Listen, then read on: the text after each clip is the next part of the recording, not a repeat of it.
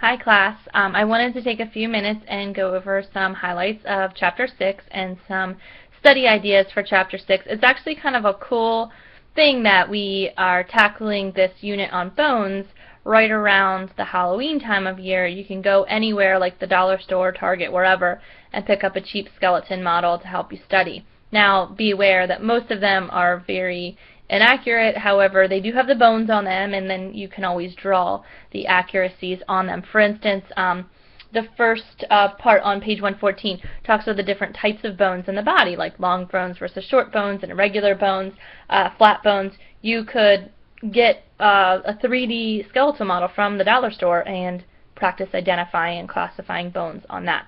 Same thing with the parts of a long bone on page 115, the diaphysis, the epiphyses, the metaphysis, all of those parts that are on there you could actually label on a pretend femur or humerus or whatever, just so you can get the idea. I do think the microscopic structure of the bone on page 116 is really important in understanding the physiology of bones and how they grow and how they work. So I actually strongly suggest trying to redraw or recreate parts of that diagram, specifically the osteon itself. It pretty much just looks like a tree trunk with the rings of the tree trunk, so to speak, being where the different layers of bone and concentric bone cells, osteocytes, are kind of nestled. So I think it's important in understanding how bones work at a physiological standpoint by understanding that diagram there on page 116. Moving on to page 118, there's the endochondral ossification process, basically how bones grow from cartilage, a really good process to kind of flow chart and diagram out. And I think I made the suggestion before, put each step on a note card and then mix the note cards up and see if you can put them back in order. You could even make a photocopy of that page and on one side of the note card explain the process, and on the other side of the note card copy, actually cut out a picture of that step and put it on the other side so you can understand the process from a visual point as well as from a descriptive point. Same thing with the flow chart on page 119, all about understanding homeostasis and the effect of calcitonin and PTH, those important hormones in balancing blood calcium levels. A very good diagram to probably redraw and recreate.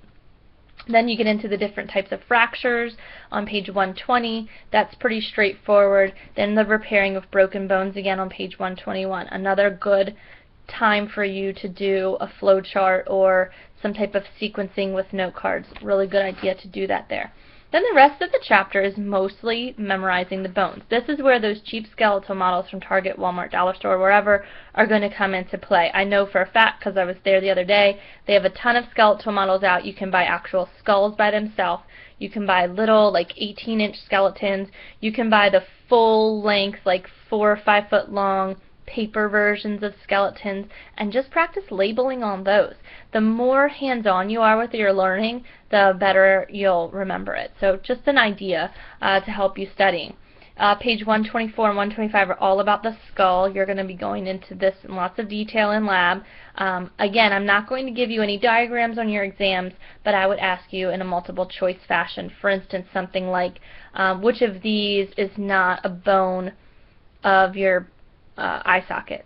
You know, and I would give you a couple examples, and then you'd have to pick the one that's not or that is, depending on how I worded the question. Moving on through the chapter, you get into all of the axillary skeleton, the different types of joints that are associated with our skeleton, how those bones move in different directions, flexion, extension, etc. I think a really good way to learn those movements that are on page 138 and 139 is for you to do them. Kind of make a little dance. Flexion, extension, retraction, depression, you know, etc. Kind of move your body, and then as you're taking your test, you might be sitting there, you know, doing some of those motions, and some of those things might come to mind. It's a good idea to be active when you're studying, and that's one way to do it. Understanding how the joints come together, how the articulations are actually formed through the bones, the hinge joints versus the ellipsoid joints, etc. And then finally, how our bones change as we age is how the chapter ends. I think some of the important highlights of this chapter, obviously other than just memorizing the bones, is the physiology behind it. Don't underestimate this chapter in just memorizing the bones. There's a lot of physiology here and a lot of concepts to understand. You can check yourself by practicing those critical and creative thinking questions that are at the end of the chapter on page 149. There's 5 thinking questions there to see if you really understood and grasped the physiological concepts behind this chapter instead of just memorizing the bones. The bones are important, but it's also the processes that surround the bones, which is why your discussion, is all about the physiological aspect of bones. And then, of course, you have the self-test little multiple choice quiz there where you can test yourself in the back of the book. Please let me know if you have any questions as you go through this chapter, and good luck balancing your unit test with your chapter. See you guys later.